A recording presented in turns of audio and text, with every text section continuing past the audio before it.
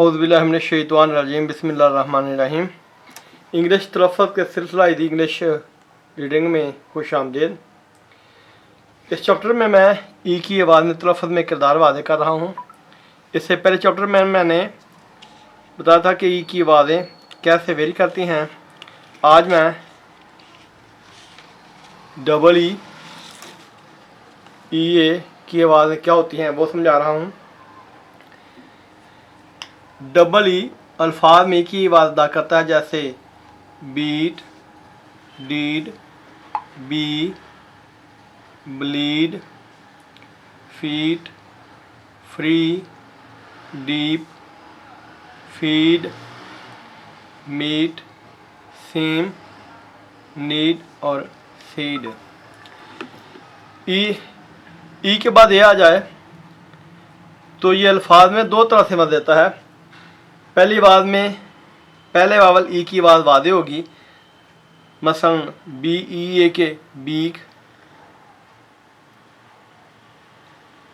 ई की ए के आने की वजह से आवाज़ वादे हो गई है।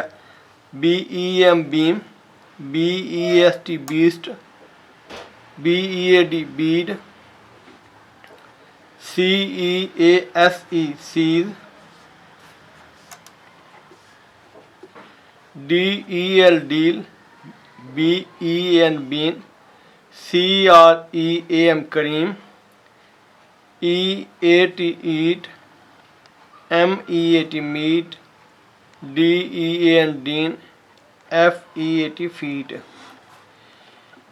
ई ए की दूसरी आवाज़ में ए की आवाज़ महसूस होती है। ई के साथ ए आने पर ई की आवाज़ ई और आर से पहले आने पर ई की आवाज़ मद आ महसूस होती है। मसलन ई के बाद ए आए तो इसकी आवाज़ ई महसूस होती है, लेकिन अगर आर आ जाए ना तो ए की आवाज़ थोड़ी सी वेरी कर जाती है। इसको पढ़ते हैं ईयर,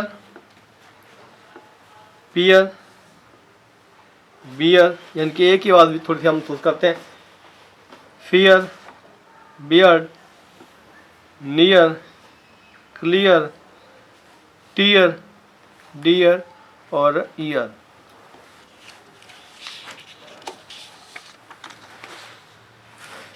वाहदी अल्फाज के आखिर में आए तो आवाज़ अदा नहीं करती, लेकिन अगर डबल ई लफ्ज़ के आखिर में आए तो इसकी आवाज़ ई महसूस होगी। मसलन B double E bee, S double E see, F double E सी।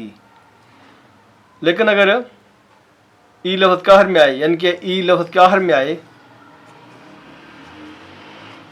ई लफ्ज़ के आखिर में आए और वह साकन हो या ना हो, अमूमन अपनी आवाज़ अदा नहीं करता। मसलन यानी लफ्ज़ बेक है, इसमें ई की आवाज़ नहीं आती। ये यानी यहाँ लिखा है बोन, इसमें ई की आवाज़ अदा नहीं होती। तो ये है, अगर लफ्ज़ के आखिर में ई आए वो साकन हो या ना हो, अमूमन अपनी आवाज़ अदा नहीं करता। साकन होने पर यह तलफ़्फ़ुज़ पर असरअंदाज नहीं होता। ये मैं अगली से मैं समझाऊंगा कि ये कैसे तलफ़्फ़ुज़ पर असरअंदाज नहीं होता। अगर ये साकन ना हो तो अपने साथ आने वाले वावल अरफ या अपने से पहले तीसरे नंबर आने वाले हरफ यानी कि वावल अरफ की बात को तब्दील कर सकता है। याद रखें कि जो लफ्ज़ कॉन्सोनेंट होते हैं उनकी आवाज़ तब्दील नहीं होती। ये वावल रूफ हैं जो इंग्लिश लफ्ज़ में हरकत का किरदार अदा करते हैं और आवाज़ वेरी करते हैं। मसलन ये लफ्ज़ है बी ए के बेक। इस ई की वजह से ए की आवाज़ तो वेरी कर गया, लेकिन ये ई अपनी आवाज़ अदा नहीं कर रहा। इस हिस्से में मैं ये समझा रहा हूँ कि ई इस लफ्ज़ में अपनी आवाज़ अदा नहीं कर रहा। बी यानी bone, C A G cage, F A T fate, C R E care, C A K E cake. यानी कि यहाँ बी ए के बेक में ई ने ए की आवाज़ को वादे कर दिया, वरना अगर एक लफ्ज़ से मिले तो ए की आवाज़ एच जैसी होती है, जैसे बैट, लैड। लेकिन इस ई ने ए की आवाज़ को वादे कर दिया, यानी कि ए की आवाज़ ए बना दी है। इस तरह B O N E bone, इस ई की वजह से वो की आवाज़ वादे हो गई। सी ए जी केज में जी के बाद ए आने की वजह से जी ने जीम की आवाज़ दी है और ए ने ए की आवाज़ वादे कर दी है। इस तरह एफ टी फेट में ई अपनी आवाज़ तो अदा नहीं कर रहा, लेकिन ए की आवाज़ को उसने वादे कर दिया है। इस तरह सी आर के, वरना सी आर कार होता है, लेकिन ई की वजह से ए की आवाज़ ए वादे हो गई है। इस तरह सी ए के ई केक, इस ई की वजह से ए की आवाज़ वादे हुई है, लेकिन ई अपनी आवाज़ अदा नहीं कर रहा। इस तरह डिवाइड में ई अपनी आवाज़ अदा नहीं कर रहा। इस तरह dale, F A C face, C लफ्ज़ काहर में आए तो काफ के बाद देता है, लेकिन सी के बाद ई आ जाए तो ये सीन के बाद देता है, और ई की वजह से इस ए की बात ए वादे हो गई है।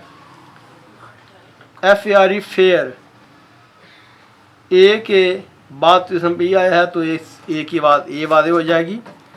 अब अगले चैप्टर में अगले लेक्चर में मैं ए लफ्ज़ पर कैसे असरअंदाज होता है वो बताऊँगा।